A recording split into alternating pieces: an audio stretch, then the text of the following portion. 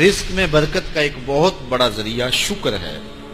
ارشاد فرمایا لَإِن شَكَرْتُمْ لَأَزِيدَنَّكُمْ، اگر تم شکر کرو گے وہ تمہیں اور زیادہ عطا کرے، اور اگر تم شکر نہیں کرو گے وَلَئِن كَفَرْتُمْ، کفران نعمت کرو گے، إِنَّ عَذَابِي لَشَدِيدٌ، تو پھر میرا عذاب بڑا سخت ہے۔ رزق کے اضافے کا ایک اور بہت بڑا سبب انفاق فی سبیل اللہ ہے۔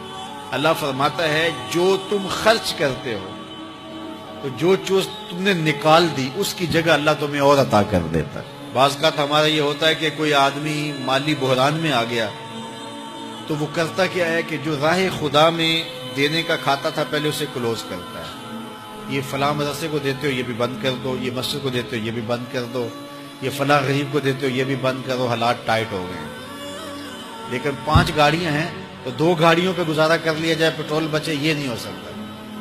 گھر کے لچھن وہی ہیں لیکن بند کہاں سے کیا؟ جہاں سے رزق آنا تھا۔ ہمیں تو یہ حکم دیا ہے جب رزق تنگ ہونے لگے صدقہ دے کے رب سے کاروبار کر لو، صدقے سے تمہارے رزق میں اضافہ ہوگا۔ یہ رب کا وعدہ ہے اور اللہ کے وعدے جھوٹے نہیں ہو سکتے۔ رزق کی برکت کا ایک اور بہت بڑا ذریعہ النکاح ہے۔ فرمایا اگر تم نکاح کرو گے تم فقیر ہو وہ تمہیں غنی کر دے گا۔ لوگ کہتے ہیں بچہ پیروں پہ کھڑا ہو لے تو پھر نکاح کریں گے۔ اللہ کہتا ہے تم نکاح کرو ہم پیروں پہ کھڑا کر دیں گے۔ ہمارا فلسفہ اپنا ہے، اس کا حکم اپنا ہے۔ وہ کہتا ہے ابھی تو یہ اپنے لیے نہیں کماتا تو جو آئے گی اس کو کہاں سے کھلائے گا؟ میاں جس نے آنا ہے اس نے اپنا رزق لے کے آنا ہے۔ تو بچوں کی شادیاں کرو اگر وہ جوان ہو گئے، رزق نصیب ہو۔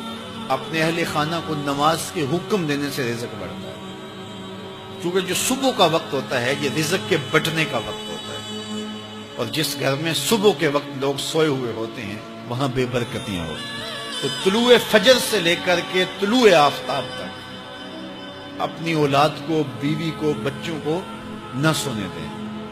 اس وقت رزق بٹنے کے لمحے ہوتے ہیں۔ کثیر دعائیں مانگیں، تلاوت کلام مجید پڑھیں، اور نماز فجر مرد حضرات مسجدوں میں جا کے باجماعت ادا کریں، اور گھروں میں جو ہے وہ بیٹیاں بہنیں مصلے بچھا لیں تو اللہ کی رحمتوں کا نزول ہوگا۔ اب ایک حدیث میں رزق کے اضافے کا ایک اور نسخہ ارشاد کیا گیا۔ میرے حضور نے فرمایا جو شخص یہ چاہتا ہے کہ اس کے رزق میں برکتیں ہو اور اس کی عمر میں اضافہ ہو تو وہ اپنے رشتہ داروں کے ساتھ سلوک اچھا کرے۔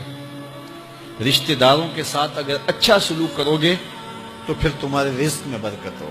غریب ہیں تو ان کی مدد کرو، ان کی بیٹیوں کی شادیاں اپنے ذمے لے لو اگر اللہ نے آپ کو وسعت دی ہے، ان کی پریشانیاں بانٹ لو، ان کا قرضہ ہے تو اتارنے کی کوشش کرو، ان کو مشکلات سے نکالنے کی کوشش کرو۔ تم ان کو مشکلات سے نکالو گے اللہ تمہیں مشکلوں سے نکالے گا۔ تمہارے رزق میں بھی برکتیں ہوگی اور تمہارے مال میں بھی برکتیں ہوں۔ فرمایا بہتر صدقہ وہ ہے جو ناراض غریب رشتہ دار کو دیا جائے۔ اگر وہ پھنس گیا ہے، مجبور ہے، ناراض ہے، تو اس کو اگر دیں گے تمہارا نفس اس میں شامل نہیں ہوگا، تو یہ افضل صدقہ ہے جو ہر صورت میں قبول ہی قبول ہے۔ رزق کے اضافے کا ایک اور سبب الاحسان الی الضعفاء، جو کمزور لوگ ہیں ان کے ساتھ اس نے سلوک کرنا۔ الانفاق علی طلبۃ العلم، طالب علموں پہ خرچ کرنا، یہ بھی رزق میں اضافے کا سبب اور ذریعہ ہے۔ وہ حضرت بابا فرید نے کہا نا چھٹا رکن دین کا روٹی ہے۔ گھر میں کچھ نہ ہو تو پھر نہ نماز اور نہ ہی دیگر امور کی لذت آتی ہے، تو یہ رزق فراواں اور وسیع اور مبارک نصیب کر دے اللہ۔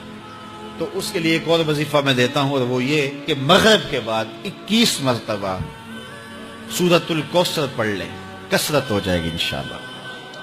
اول خدوشی پڑھ لیں، 5-7 منٹ لگتے ہوں گے، تو سورہ کوثر 21 مرتبہ روزانہ مغرب کی نماز کے بعد پڑھیں۔